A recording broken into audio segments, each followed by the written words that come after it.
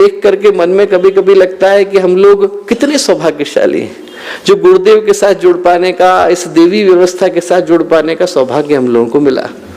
पर उसके साथ एक छोटा दर्द जुड़ा हुआ है, और जो दर्द जुड़ा हुआ है दोस्तों वो ये है कि कभी कभी मुझे लगता है कि जो पूज्य गुरुदेव का, वंदनीय माता जी का अवतारी स्वरूप है, उनका जो अलौकिक जीवन है, उनके व्यक्तित्व का, उनके कृतित्व का, उनके जीवन का, उनके दर्शन का, उनके चिंतन का, उनकी चेतना का, उनके कर्म का, उनकी साधना का, उनकी उपासना का, उनकी तपस्या का, उनके जीवन दर्शन का, और जो उनके अंतर मन की पीड़ा रही होगी, उसका जो उद्देश्य था उसको लोगों तक पहुंचाने में, उसको विश्व तक पहुंचाने में हम लोगों के कदम कहीं पर शिथिल पड़ रहे हैं।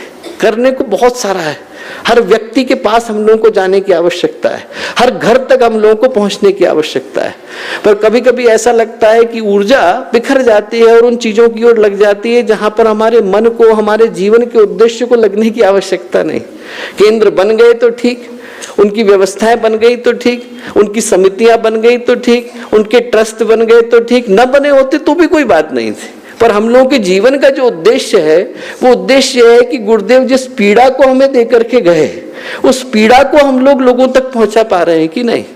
और मुझे ये देख करके कभी कभी थोड़ा मन में कष्ट होता है, जिसको मैं आप लोगों के साथ साझा करने के लिए खड़ा हुआ, कि जिस भाव के साथ हम लोग गुरुदेव और माता जी को देखते हैं, मैं चाहता हूं कि उसी भाव को हम अगली पीढ़ी को सौंप पाए, हम बता पाए उनको कि गुरुदेव माता जी को देखने के पीछे हम लोगों का भाव क्या था, किस कष्ट को लेकर उनने अपने जीवन को जिया।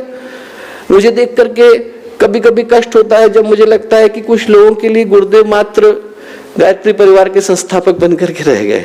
वो देव संस्कृति विश्वविद्यालय के कुलपिता नहीं थे, वो गायत्री परिवार के संस्थापक नहीं थे। हमारे लिए वो तस्वीर नहीं है जहां पर हम लोग पुष्प चढ़ाएं और अपने कर्तव्य की तिश्री कर ले। हमारे लिए वो समाधि का पत्थर नहीं है कि हम लोग सिर टिका करके आए और सोचें कि आज हम लोगों का काम खत्म हो गया ना।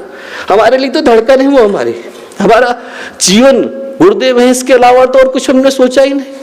हम तो ये चाहते हैं कि वो दर्द हम आने वाली पीढ़ी को सौंप सकें कि जिस दर्द के साथ गुरुदेव ने जीवन को जिया, और यदि उस दर्द को हम अगली पीढ़ी को सौंप पाने की स्थिति में होते हैं तो मैं समझता हूं कि हमारा जीवन सौभाग्य के साथ गया। हमारे जीवन का दर्द एक ही है।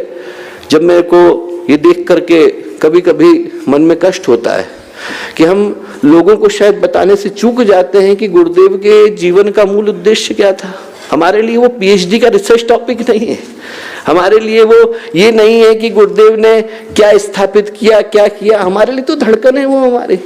मैं 95% लोगों को जानता हूं गायत्री परिवार के जिनके मन में यही दर्द है, और वो समझ सकते होंगे कि मैं किस भाव के साथ इन बातों को कह रहा हूं। मेरे कहने का उद्देश्य किसी के दिल को दुखाना नहीं है, पर मैं कहे उनके लिए नहीं रहा हूं जिनके हृदय में गुरुदेव निवास करते हैं। मैं कहे उनके लिए रहा हूं जो कभी कभी ये भूल जाते हैं कि गुरुदेव और माता जी किस चेतना का नाम थे। उनके लिए सिर्फ गुरुदेव एक साहित्यकार बन करके रह गए। मैं उनके लिए कह रहा हूं जिनको लगता है कि गुरुदेव और माता जी का नाम बताने में कभी कभी वो उस संकोच को प्राप्त कर जाते हैं जिसको करने की आवश्यकता नहीं। अन्य महापुरुषों के नाम तो लोग गर्व और गौरव से लेना चाहते हैं, पर गुरुदेव को अवतारी चेतना बताते समय में उनकी जीभ कांप जाती है। भूल जाते हैं वो लोग कि इस पूरे गायत्री परिवार में, इस पूरे शांति कुंज में, इस पूरे कण कण के अंदर सिर्फ उसी चेतना का तो निवास है। यहाँ पर कवि भी वही है और कविता भी वही है। यहाँ पर गायत्री परिवार और गुरुदेव भिन्न थोड़े हैं। जो कृति है और जिसने बनाया वो दोनों एक ही हैं। यहाँ पर कण कण पर उन्हीं का निवास है, और जो घट रहा घटनाक्रम है या घटने वाला है या घट चुका है, इसके एक एक क्षण का उनको पूरा आभास है।